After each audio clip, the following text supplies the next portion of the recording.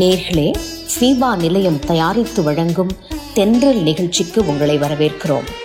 இன்றைய நிகழ்ச்சியில் கிறிஸ்தவ நெறிமுறைகள் என்ற தலைப்பில் வருகின்ற வாரங்களுக்கு தொடர் நிகழ்ச்சியை தயாரித்து வழங்குகிறோம். நிகழ்ச்சியில் சிறப்புரையாற்ற அருள் திரு முனைவர் இம்மானுவேல் சுந்தர்ராஜன் அவர்கள் வருகை தந்துள்ளார். வேலூர் பகுதியில் வசித்து வரும் இவர் இறையியல் கல்வியில் முனைவர் பட்டம் பெற்றவர். பல கல்வித்துறையில் பட்டம் பெற்ற நிபுணர், சிறந்த ஆலோசகர், சிறப்புமிக்க பல புத்தகங்களை எழுதிய ஆசிரியர். இன்றைய நிகழ்ச்சியில் கிறிஸ்தவ நெறிமுறைகள் என்ற தலைப்பில் சில கருத்துக்களை உங்களோடு பகிர்ந்து கொள்ள உள்ளார். தொடர்ந்து நிகழ்ச்சியை கேளுங்கள்.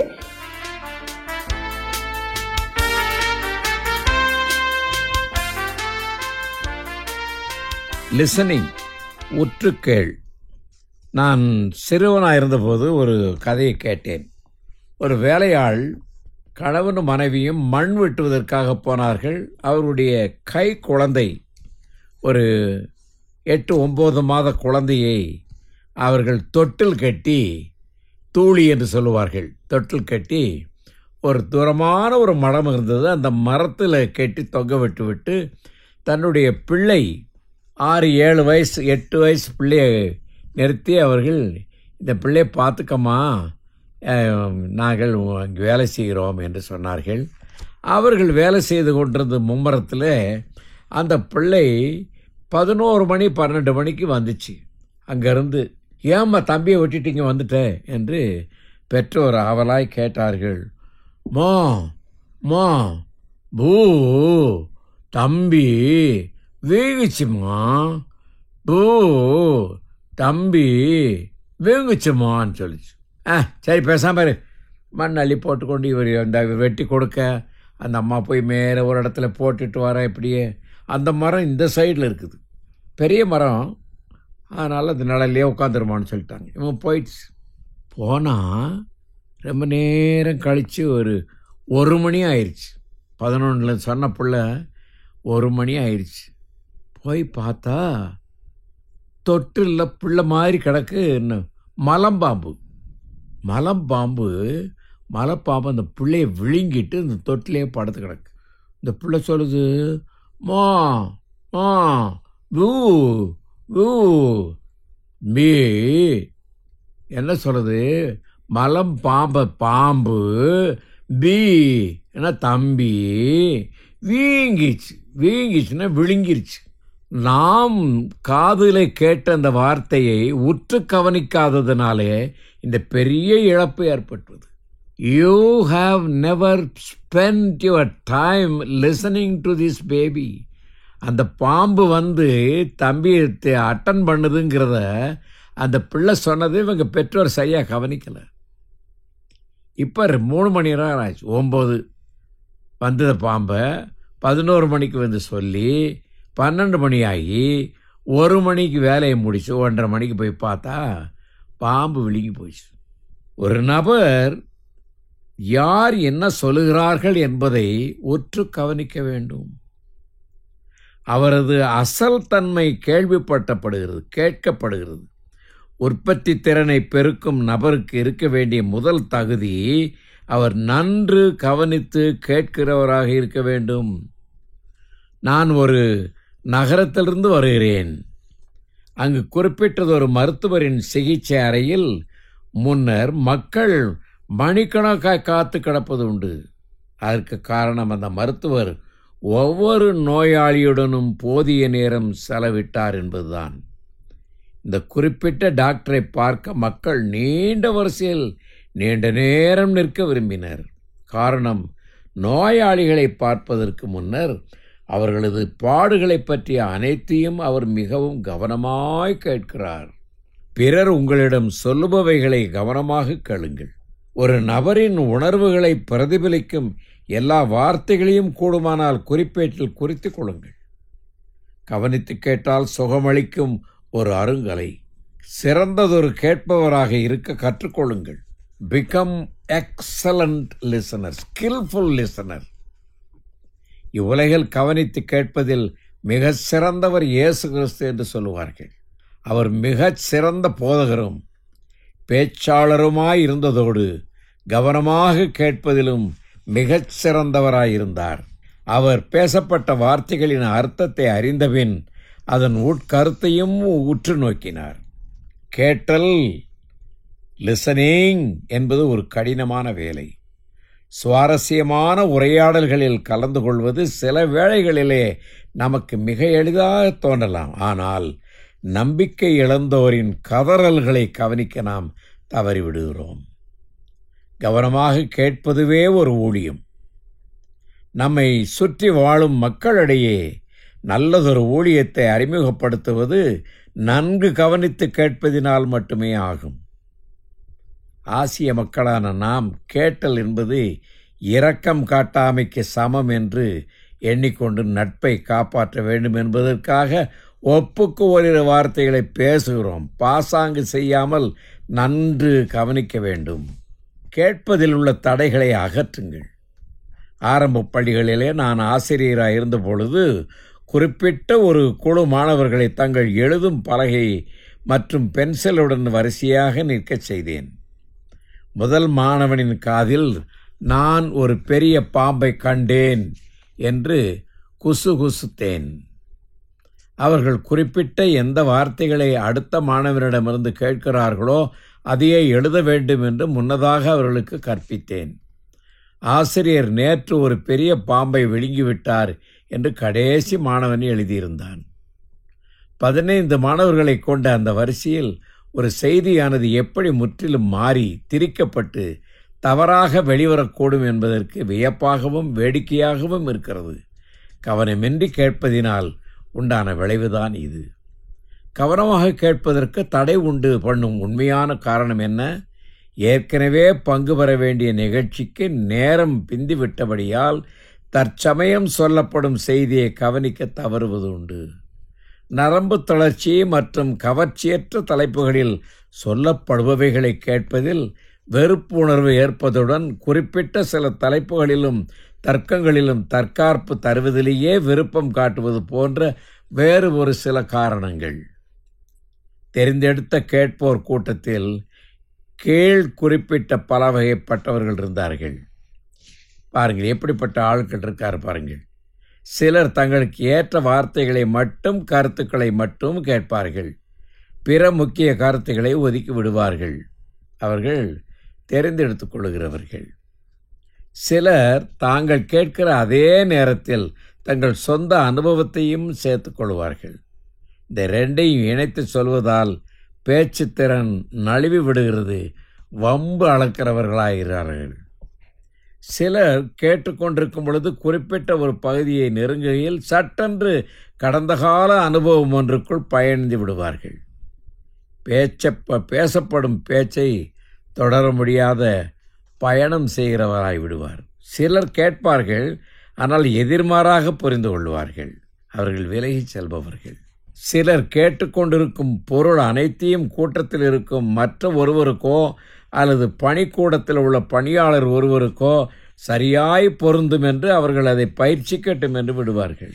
சிலர் கேட்பார், அத்துடன் அதன் அர்த்தத்தை அனர்த்தமாக்கி பேசுவார். அப்படிப்பட்டவர்கள் அப்பேச்சை பேச அவசியம் என்ன என்று அதிசயப்படு, ஏன் இப்படி பேசுகிறாருன்னு சொல்லிடுவாங்க. சில கேட்பவர்கள் ஏனென்றால் அவர் அதற்கென அழைக்கப்பட்டிருக்கிறார், அதற்கு இணங்க வேண்டும் அல்லவா, ஆகவே அவர் ஒரு சென்சார் போர்டு மாதிரி தணிக்கையாளராகி விடுவார். பிற குறை கூற வேண்டும் என்பதற்காகவே சிலர் கேட்பார். சிலர் கேட்டுக்கொண்டே தொடர் வர்ணனை ஒன்றை அதில் நிற்கும் ஒரு நண்பருக்கோ அல்லது மனக்காட்சியில் வரக்கூடிய உருவகத்திற்கோ சொல்லுவார்கள்.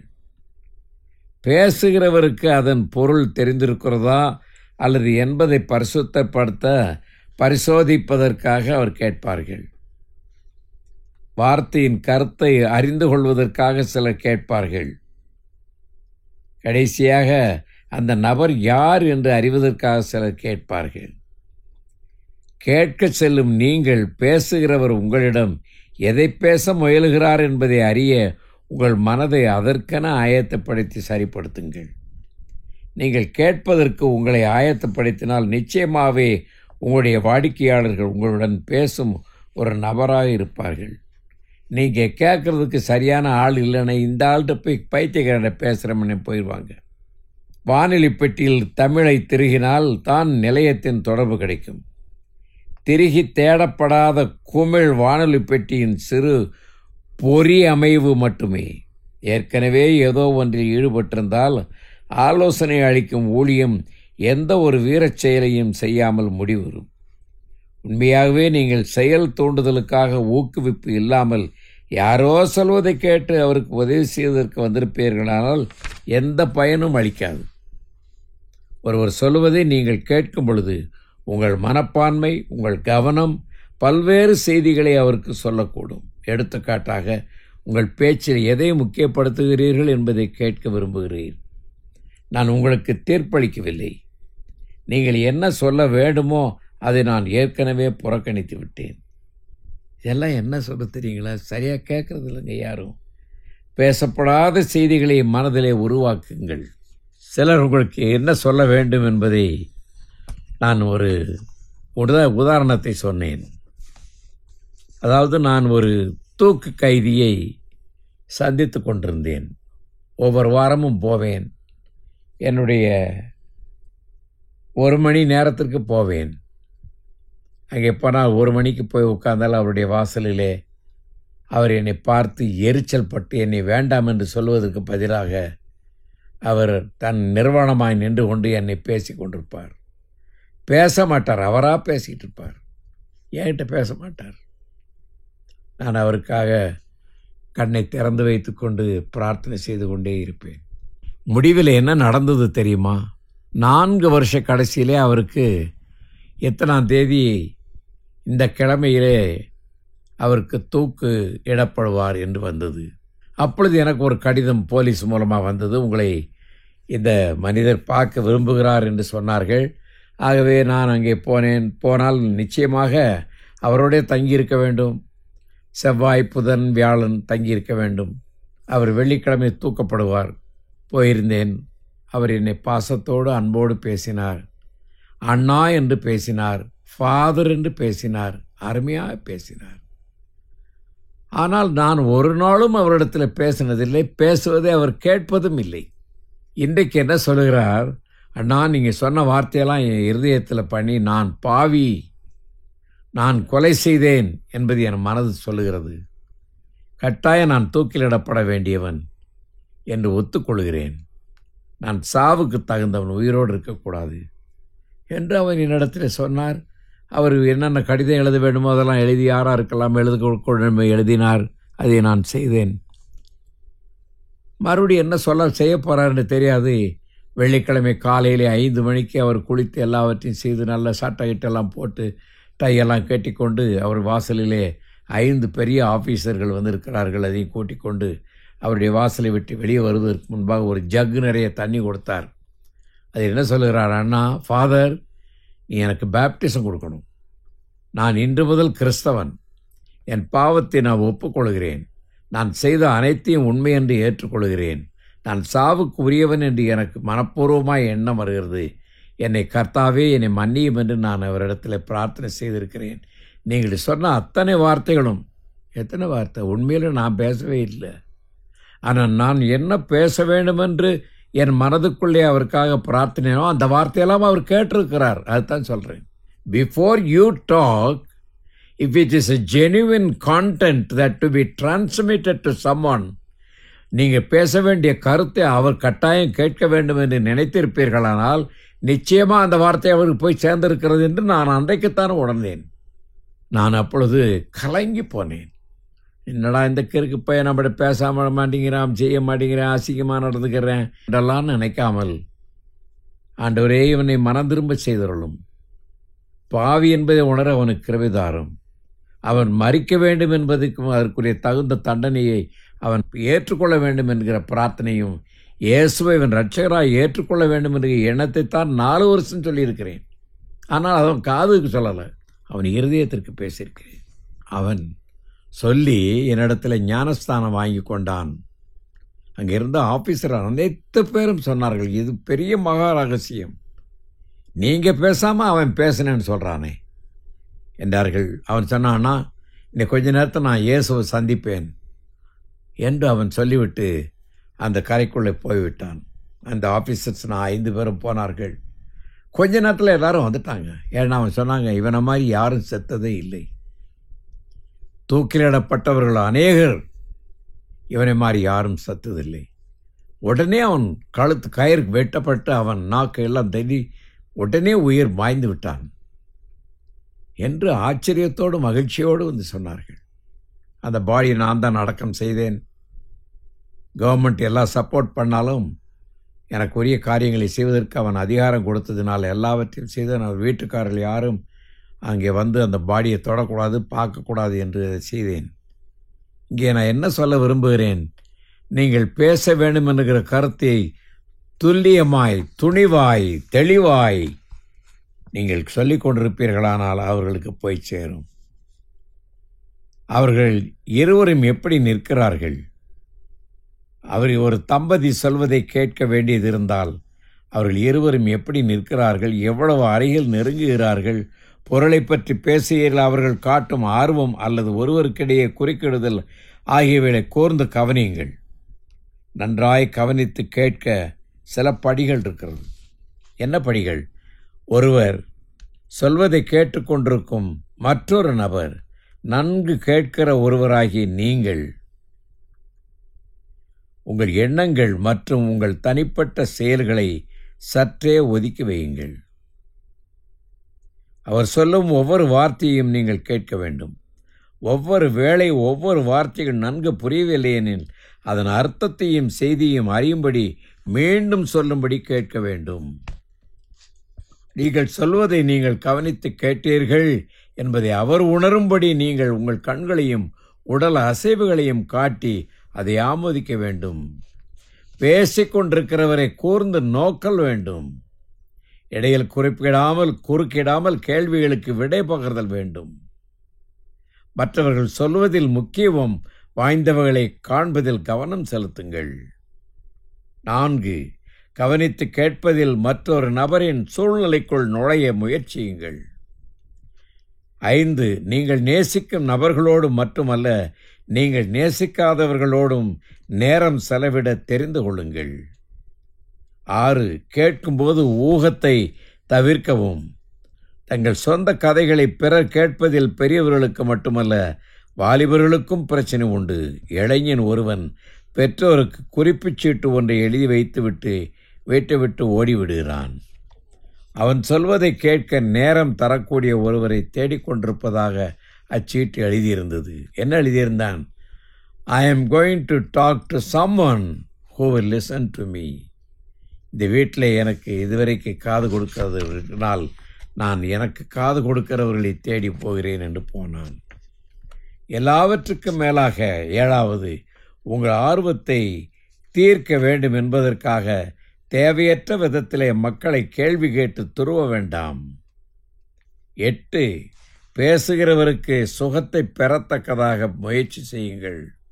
பேசுகிறவரின் தேவைகளை உடனேயே சந்தித்து செயல்பட முடியவில்லை என்றாலும் மீண்டும் அவரை கேட்க விரும்புவதை அவருக்கு தெரிவியுங்கள். கேட்பதினால் என்ன பயன் ஏற்படும் என்று பாருங்கள்.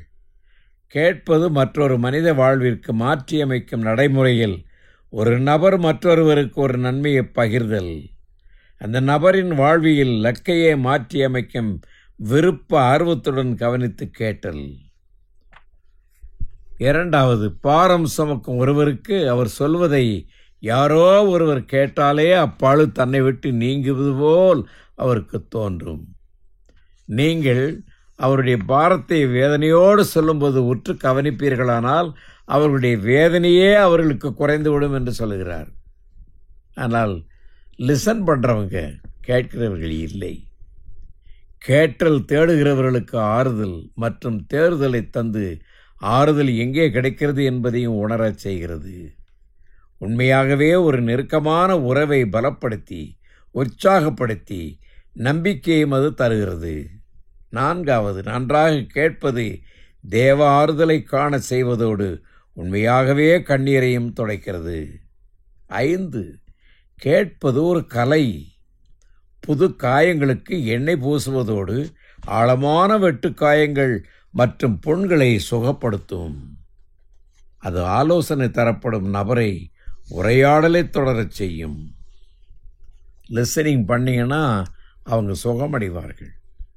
கேட்பது கோபம், ஆத்திரம், கசப்பு, தனிமை மற்றும் உளச்சோர்வு ஆகியவைகளை நிமிர்த்து விடுகிறது, களைகிறது. இந்த ஆலோசனை தரப்படும் நபரை நீங்கள் வெறுமனே கேட்கும் ஒருவர் மட்டுமல்ல, நீங்கள் ஒரு கரசனையுள்ள மனிதர் மற்றும் அவரை நன்றாய் புரிந்து கொள்ள விரும்புகிறீர்கள் என்று நிரூபிக்கிறது. 7. நன்றாய் கேட்டல் ஒரு நபருக்கு மனதிலும் ஆவியிலும் இளமை உணர்வை கொடுக்கும். ஆலோசனை தருபவரை விட ஆலோசனை தரப்படும் நபரிடம் அதிக விவரங்கள் உண்டு. எனவே ஆலோசனை தரப்படுபவரே இறுதியாக தீர்வுகளை அமலுக்கு கொண்டு வரட்டும். நீங்கள் ஆலோசனை தரும் நபர் தன் சுய நம்பிக்கையைத்தானே கட்டும்படி செய்யுங்கள். அருமையானவர்களே, 2 காதை கடவுள் நமக்கு எதற்கு படைத்தார் என்றால், 2 காதுகளையும் வலது இடது பக்கத்தில் வைத்திருப்பது இடது காதிலும் கேட்பதாகவும் 2 காதுகளும் கேட்பதாகவும் கேட்க வேண்டும் என்பதற்காக முன்பக்கத்தில் 2 கண்களையும் அமைத்து முன் உள்ளவைகளை முழு நிச்சயத்தோடு பார்க்க வேண்டும் என்பதற்காக இந்த காதுகளை கொடுத்திருக்கிறார். கேளுங்கள், கேட்பதில் முன்னேற்றம் அடையுங்கள். அப்படி கேட்பதால் நீங்கள் ஒரு சுகமளிப்பவராகலாம்.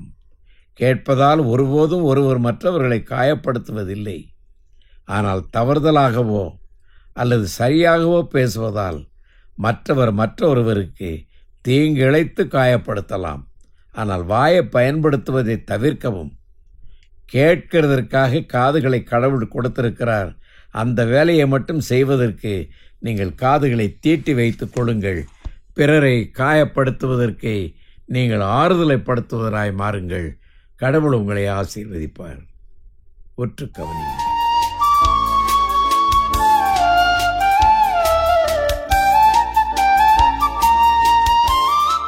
நேயர்களே, இந்த நிகழ்ச்சியை பற்றிய உங்கள் கருத்துக்களை கமெண்ட் பாக்ஸில் பதிவு செய்யுமாறு கேட்டுக்கொள்கிறோம்.